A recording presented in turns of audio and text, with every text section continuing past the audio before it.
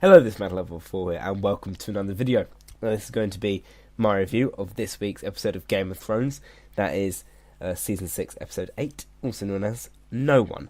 Now, this episode was a good episode. It's an improvement on the last two, which had been set up, but still, it's lacking that bit of power. It was better than the previous two. It wasn't just set up. There were some action pieces, but we're not hitting that big climax, big climax that's happening perhaps in the next episode and the finale that this is all building up to. There's lots of things happening that it's all building up, like the tension's building and relationships are cracking and stuff like that, and you can see that something's really going to happen soon, and it's just sort of like giving you something to hang on to hope for in the future, because this episode again was a little bit of setup, but there were some good action pieces and did push some plots along. Some not so much, but some definitely so. So let's get into the breakdown part of the video. Now, we start off the episode with Arya, and Arya obviously goes to Lady Crane for help, as she helped out Lady Crane previously, and she's really the only friend that Arya has here. Now, Arya helps by Lady Crane, and this sort of disproves the theory that Arya is Jaqen H'ghar, because some people have speculated that as to why it's just a test for the waif, which is kind of true in a way. Okay, so Arya is helped by Lady Crane. She sort of recuperates, and she talks about discovering what's west of Westeros, so to see if the world is circular, but I don't think that's actually what she's going to be doing. Let's be honest, I think she's just trying to make things up to keep Lady Crane happy, stuff like that. Good storytelling, really. Lady Crane offers her to come and travel with them, but she denies, obviously, because she wants to get home to her family, which you can really see from her. She wants to get there, and she wants to do this. That's how she's keeping going. Like, the Hound is kept on going by his hate, and the same with Arya, really, which is the sort of relationship between the two characters, again, in this sort of way, is Arya is going for the hate for the people that she still has to kill. Although, interestingly enough, she doesn't say her list. Maybe that was why she was so adverse to the milk of the poppy, why she didn't want to have it, because she wouldn't be able to say her list, something like that. I don't know. The Hound kills 4 Brotherhood men quite succinctly, just grabs his axe, bash, bash, bash, all dead instantly. Yeah, it was a really great scene. Really loved to see the Hound back in action, killing some people. Classic Hound style. He went there so quickly, killed them all without them even noticing. We saw the bit, he completely takes off that guy's head. That was great. The scene was absolutely fantastic, and I'd love to see more sort of Hound killing, more sort of action pieces, because it's a nice bit of action in over the past 2 episodes where there hasn't really been much. As I said at the beginning of the video, there hasn't been very much action in the episode, so it's good to see some action finally taking place. Now, Tyrion's deal with Kinvara is paying off, and Varys leaves Meereen to go to King's Landing, or to Westeros, and this could be a hint at the Winds of Winter epilogue, which I'm not going to spoil here, because obviously some people are watching this video and they don't want to know what happens at the end. Sorry, not the Winds of Winter epilogue, the Dance of Dragons epilogue, but people don't want me to spoil that, because that's quite a big ending, and it does include Varys, so maybe that's what he's going to do for all my book friends out there, which would be great to see him do, obviously. That'd be a really good scene. Yeah, as I said, Kinvara's deal is paying off. There's a new Red Priestess she preaches, and it's spreading the word of how great Daenerys is in relieving them of the Sons of the Harpies and stuff like that. Now, the Mountain rips a guy's head straight off in that I Choose Violence scene, which is a great show of strength. And this was building to some Clegane Bowl stuff, because you got both Clegane brothers showing their strength in the same episode, coming together to show both their strength in the same episode, which was really great to see.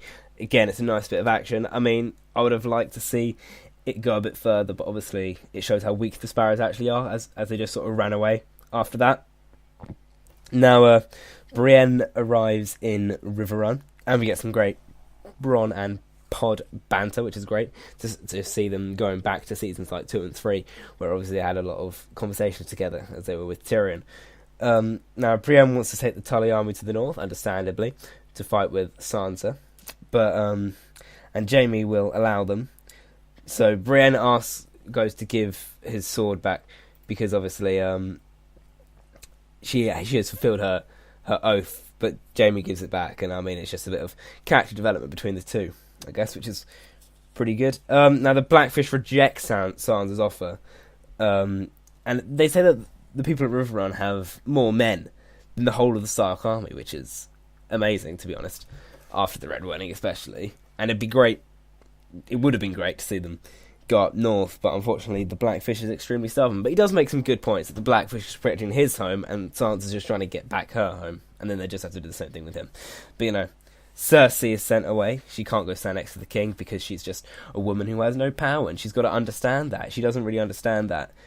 She can't come to grips with the fact that she doesn't have anything anymore, because after what she did, or what's been found out that she did, she doesn't have any power within King's Landing. She can't do anything, so she really needs to find her place, go back to Castle Rock or something like that. Well, she can't, obviously, with the trial, but she needs to understand that she doesn't have the power that she once had. She keeps on trying to demand things. The only way she can get that is Robert Strong, who should soon be converted to the faith, obviously, because he is a member of the Kingsguard. Now, the trial by combat was banned, and this is insane, because this absolutely shattered every single fanboy in the entire world's dream, as Clegane Bowl is cancelled. RIP forever, Clegane Bowl. Damn it, Clegane Bowl's off. Don't get hyped. No more hype. Hype's over. No more Clegane Bowl. Because there's not going to be a fight where the Hound takes off on the side of the faith, and the Mountain goes up for the crown, which is really sad, to be honest, because everyone wants that. Maybe we'll get it eventually. Please give it to us eventually. Maybe sometime, like season 8, White Walker Hound versus Zombie Mountain. I don't know, because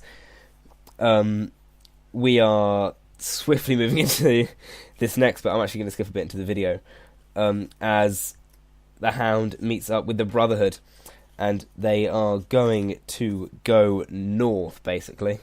The Hound gets to kill some of the people, Lem Lemoncloak, and the people that killed Ray and stuff like that. Now, another fan theory was shattered in this moment as well, as it turns out Beric is still in charge of the Brotherhood, and Lem was just disobeying orders. So Lady Stoneheart, out of the question. That video that I made yesterday, useless. Great. Let's keep on going, shall we? Now, Tyrion. Get back to something.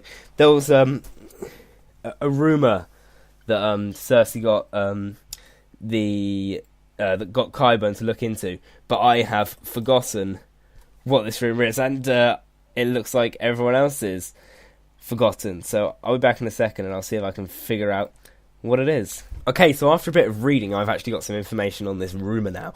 Now, people are suggesting that this could be due to this could be about the wildfire, which obviously gives me much more rep for my King's Landing theory, the blowing up King's Landing theory. Because if Cersei wants to know about the wildfire pots around King's Landing, this could be a hint to her blowing up the city. Obviously, we get more hints of that in this episode that I'll go over when we get to them.